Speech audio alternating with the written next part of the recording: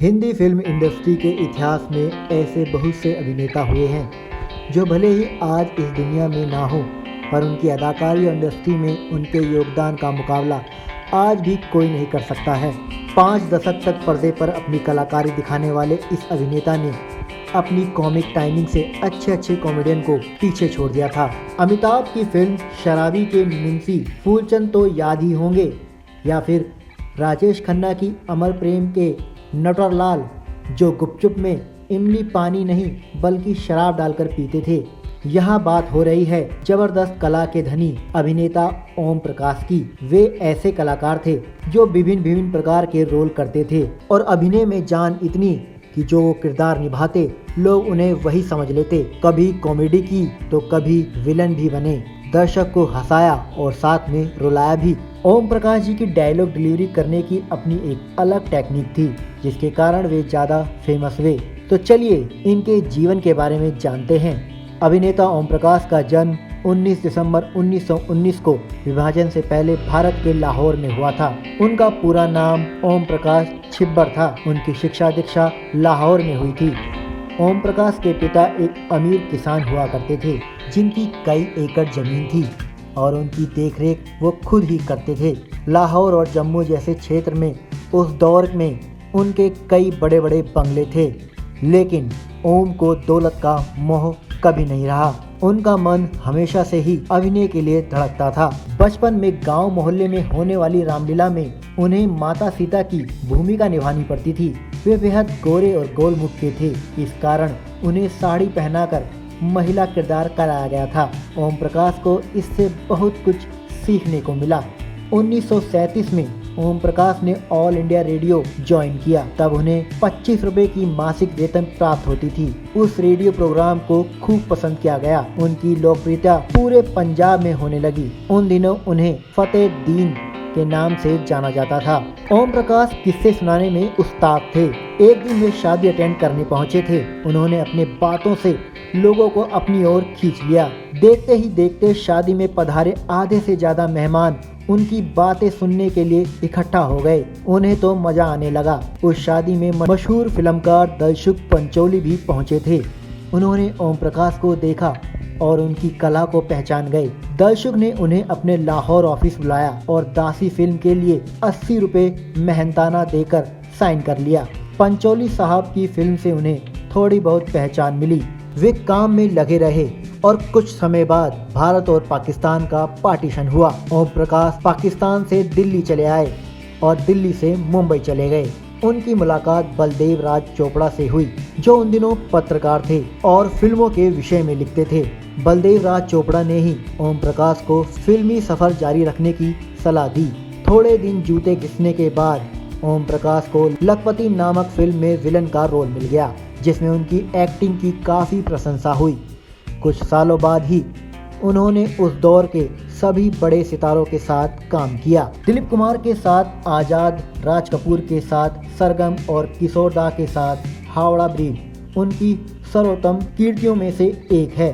आमतौर पर character artist को बॉलीवुड में हल्के तौर पर लिया जाता है, लेकिन सीनियर एक्टर ओम प्रकाश के साथ ऐसा नहीं था, बल्कि उनके बारे में कहा जाता है कि दिलीप कुमार भी उनके सामने अभिनय करने से घबराते थे। गोपी फिल्म में उनका काम बेस्ट माना जाता है। दिलीप कुमार ने एक बार खुद कहा था कि अभिनय करते हुए वे एक ही बार डरे थे, और वह फिल्म गोपी में जब ओम प्रकाश जी के सामने थे।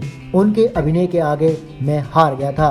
उनकी दमदार एक्टिंग देखते हुए मेरे होश उड़ गए थे।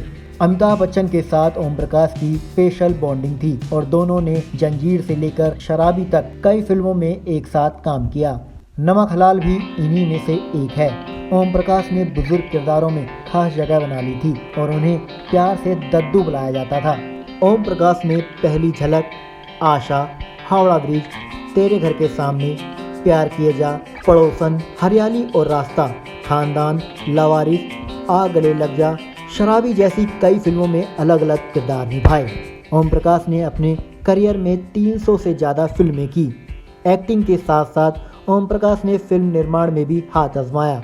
उन्होंने 60 के दशक में फिल्म संजोग, जहां आरा और गेटवे ऑफ इंडिया जैसी फिल्में बनाई। ओम प्रकाश ने ही फिल्मों में गेस्ट रोल का चलन शुरू किया था। ओम प्रकाश की लव स्टोरी भी बड़ी मजेदार थी। एक किस्सा शेयर करते हुए उन्होंने कहा कि जब मैं रेडियो में काम करता था तब रेडियो पर ओम प्रकाश के प्रोग्राम के बहुत सारे दीवाने थे। इसी दौरान उन्हें एक सिख लड़की से इश्क हो गया। ओम प्रकाश ने बताया कि वह हर दिन अपना प्रोग्राम खत्म करके उससे मिलते और दोनों वॉक पर जाते थे। ओम प्रकाश अपने इस प्यार को शादी में बदलना चाहते थे। इसी दौरान ओम प्रकाश की मां बीमार पड़ी और वह अपने बेटों को शादीशुदा देखना चाहती थी, लेकिन ओम के बड़े भाई ने शादी करने से इनकार कर दिया। तो मां ने कहा, तुम ही शादी कर लो। मेरी हिम्मत नहीं थी कि मैं घर में अपने इश्क के बारे में बताऊं। उस लड़की के घर वाले मेरे खिलाफ थे क्योंकि मैं हिंदू था। जैसे तैसे मैंने अपनी माँ को उस लड़की के बारे में बता दिया। मेरी माँ उनके घर बात करने गई, लेकिन उसके घर वाले नहीं माने। इसके बाद जो कुछ हुआ उसकी आप कल्पना भी नहीं कर सकते। एक दिन ओम प्रकाश पान की दुकान पर खड़े थे, तभी वहाँ एक विधवा महिला आई और अपनी बड़ी बेटी से शादी करने के लिए ओम प्रकाश से मिन्नतें करने लगी। ओम प्रकाश की आत्मकथा के मुताबिक महिला ने कहा कि वो विधवा हैं और उनकी 4 बेटियां हैं, जिनमें सबसे बड़ी बेटी 16 साल की है। वो मुझे दामाद बनाना चाहती थी। इस बारे में मेरी माँ से उनकी पहले ही बात हो चुकी थी। उन्होंने मेरे आगे अपना पल्लू फैलाया और विनती की तो मैं भावुक हो गया और शादी के लिए मान गया। अगले दिन जब मैं अपनी प्रेमिका से मिला और उसे सारी कहानी बताते हुए कहा कि यही ठीक रहेगा, क्योंकि तुम्हारी फैमिली तो वैसे भी मुझे पसंद नहीं करती। जैसे ही उसने यह सब सुना, वह सिर पकड़कर वहीं सड़क पर बैठ गई। कुछ देर बैठी रही, फिर अपने घर चली गई। वह मेरी शादी में भी आई थी। फिर क्या था, मैंने अपने प्यार को भुला दिया। एक किस्सा और ओम प्रकाश जी ने अपनी किताब में बताया है। उन दिनों ओम प्रकाश अविभाजित भारत के लाहौर रेडियो स्टेशन पर स्थायी कलाकार के रूप में कार्यरत थे और उनकी आवाज़ के जादूगर से सारा जमाना परिचित था। द्वितीय महायुद्ध के समय की बात है। ओम प्रकाश को रावलपिंडी से लाहौर तक का सफ़र करना था। फौजी जवानों से ठसाठस रेलगाड़ी और उस भीड़ के बावजूद यात्रा की अनिवार्यता थी। ओम प्रकाश के पास तीसरे दर्जे का रेल टिकट था और घुसने की जगह थी मात्र पहले दर्जे में, और वह भी 3-4 अंग्रेज सैनिकों के मध्य। मजबूरन ओम प्रकाश ने उसी डब्बे में घुसकर जगह बनाने की कोशिश कर डाली। उन्हें देखकर सैनिक अधिकारी अपने ही लहजे में किटपिट किए जा रहे थे। उस समय ओम प्रकाश उनकी अंग्रेजी को समझ नहीं पा रहे थे कि आखिर किस तरह वह उनसे बातचीत में हिस्सा लें। तभी उनके दिमाग में आया, क्यों ना उन लोगों के सामने गूंगे का अभिनय कर डाला जाए। ऐसा करने से कम इज्जत तो बच ही जाएगी। क्योंकि ओम प्रकाश को अंग्रेजी बिल्कुल नहीं आती थी, तो उन्होंने गूंगा बनने का फैसला कर डाला। जब अंग्रेजों ने उनसे पूछा कि क्या तुमने खाना खाया है, तो उन्होंने मुंह हिलाकर ना कर डाला। अंग्रेजों ने सोचा कि ओम प्रकाश गूंगे हैं। ओम प्रकाश की खूबसूरती और मासूमियत देखकर अंग्रेजों को उन पर तरस आ गया और अंग्रेजों ने उन्हें बढ़िया खाना खिलाया और उन्हें सोने के लिए भी जगह दी। सुबह उठकर अंग्रेजों ने उन्हें ब्रेकफास्ट भी कराया और अंग्रेजों के साथ उन्होंने खूब मज़े से यात्रा अपनी संपन्न की। लेकिन जब स्टेशन आया तो जो व्यक्ति ओमी जी को स्टेशन लेने आया था, उन्होंने पूछा, कहो बरखुरदार, सफ़र कैसा कटा। तो सभी सैनिक ओमी जी को घूर घूर कर देख रहे थे। ओम जी थे कि उनकी जुबान ही सिमटी जा रही थी।